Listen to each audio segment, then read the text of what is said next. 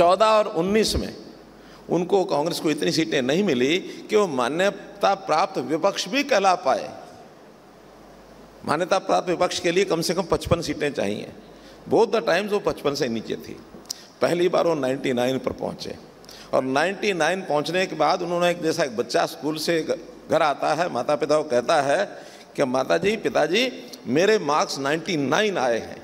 तो माता जी पिताजी बड़े खुश हुए, वाह 99, what a wonderful thing he has done.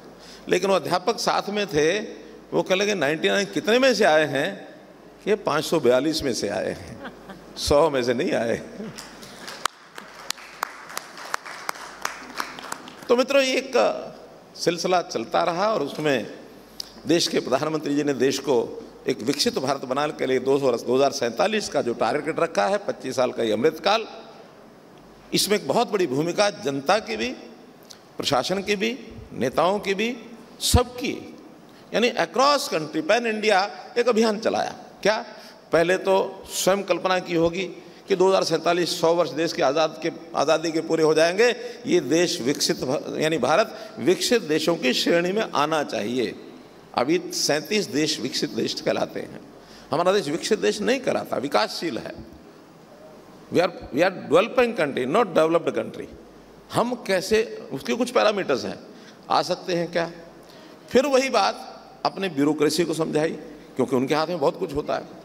फिर वही बात पॉलिटिकली सब लोगों को समझाई और एक देश भर में यात्रा निकाल करके विकसित भारत यात्रा के माध्यम से 100 दिन का एक कैंपेन चलाया।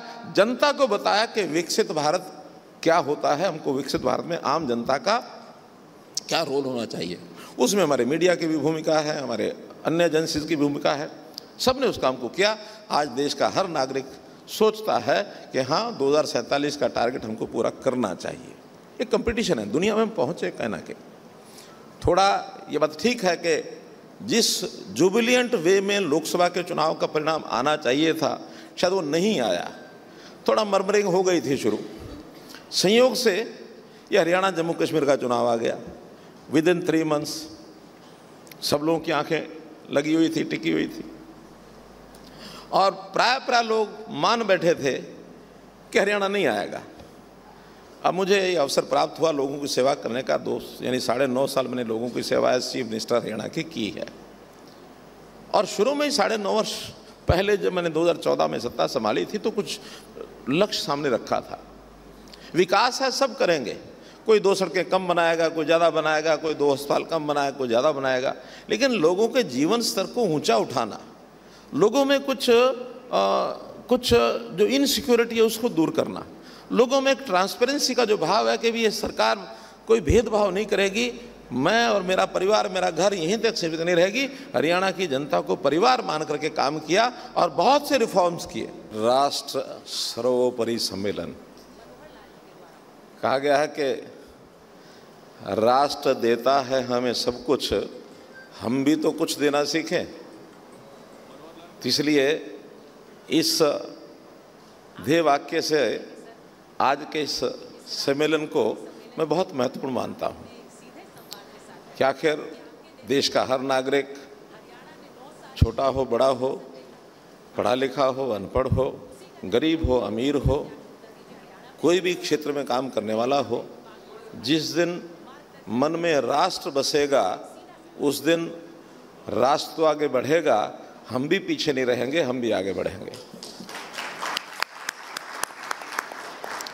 मित्रों, आज रिपब्लिक नेटवर्क, मीडिया नेटवर्क और साथ ही जो एडिटर इन चीफ अपने श्री अर्नब गोस्वामी जी, जिन्होंने आज के इस कार्यक्रम की शुरुआत में, हालांकि मेरे पास समय आज बहुत कम है, फिर भी मैं अपने मन के इस लालच को छोड़ नहीं सका। जब उन्होंने कहा कि चाहे 5 मिनट के लिए आइए, मैंने कहा इतना बड़ा एक प्लेटफॉर्म जहां देश और दुनिया के लोग आज के इस विषय को सुन रहे होंगे, मुझे ज़रूर जाना चाहिए। तो आज इस अवसर पर मैं आपके बीच में आया हूं। अब चूँकि ये समय पिछले अगर 5-6 महीने का पूरा हिसाब देखें हम, तो देश में एक लोकतंत्र का एक उत्सव ये चल रहा है। हमारे संविधान ने हर 5 वर्ष में ये अवसर चाहे वो केंद्र स्तर पर हो, चाहे राज्यों में हो, अथवा लोकल बॉडीज़ में हो, एक अवसर मिलता है लोगों को अपने जीवन को सुचारू चलाने के लिए, अपना एक निर्णय करने के लिए। लोगों की सरकार, लोगों के लिए, लोगों के द्वारा, ये लोकतंत्र का एक थीम है और उसमें भूमिका बहुत लोगों की होती है। जैसा कहा गया कि लोकतंत्र के 3 स्तंभ माने जाने यानी मोटे तौर पर माने जाते हैं, जो संविधान बोलता है, लेजिस्लेचर है, एग्जीक्यूटिव है और जुडिशरी है।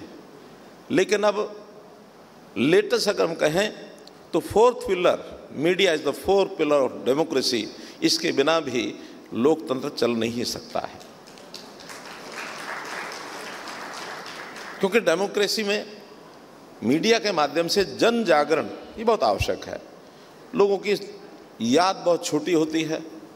10 साल पहले क्या हुआ, 20 साल पहले क्या हुआ, कुछ लोग तो याद रखते हैं, लेकिन हमारा मीडिया ही लोगों को एक स्मरण कराता रहता है कि हमारे स्वतंत्र भारत में हम क्या थे, क्या हैं, क्या होना चाहिए। इस प्रकार के सारे विषय जब जनता के सामने जाते हैं तो फिर जनता निष्पक्ष रूप से अपना चुनाव में कौन आना चाहिए, किस व्यक्ति को चुनना चाहिए, कौन सरकार बननी चाहिए, कौन लीडर हमारे हित में है, कौन पार्टी हमारे हित में, उस नाते से आगे बढ़ते हैं। तो बहुत महत्वपूर्ण ये अपना मीडिया का एक हिस्सा, जिसका हमारे जो मीडिया नेटवर्क नहीं, रिपब्लिक मीडिया नेटवर्क, और रिपब्लिक मीडिया के बारे में कह सकता हूँ कि बहुत से मीडिया के जो हाउसेज हैं कहीं ना कहीं प्रभावित होकर के दिखते हैं। कोई किसी उद्योगपति के साथ जुड़ा हुआ है, कोई किसी इंडिविजुअल के साथ जुड़ा हुआ है, कोई किसी पार्टी की विचारधारा के साथ जुड़कर चलता है। लेकिन रिपब्लिक मीडिया नेटवर्क के बारे में विश्वास से एक बात कह सकता हूँ, निष्पक्षता की पराकाष्ठा रखने वाला ये अपना रिपब्लिक मीडिया नेटवर्क है। जो सही है वही रखना, और मीडिया का अर्थ भी यही है। तो मित्रों, आज इस अवसर पर मैं आपको सबको, मीडिया से जुड़े लोग हों चाहे अन्य हों, सबको बहुत बहुत बधाई, बहुत बहुत शुभकामना देता हूँ। जहाँ तक इस लोकसभा के चुनाव का विषय है, हमने देखा कि 2024 का ये चुनाव एक बहुत ही अद्भुत राजनीति, कला, संस्कृति का संगम, किसमें कितना है दम। राष्ट्र सर्वोपरि सम्मेलन 18 अक्टूबर सिर्फ रिपब्लिक भारत पर।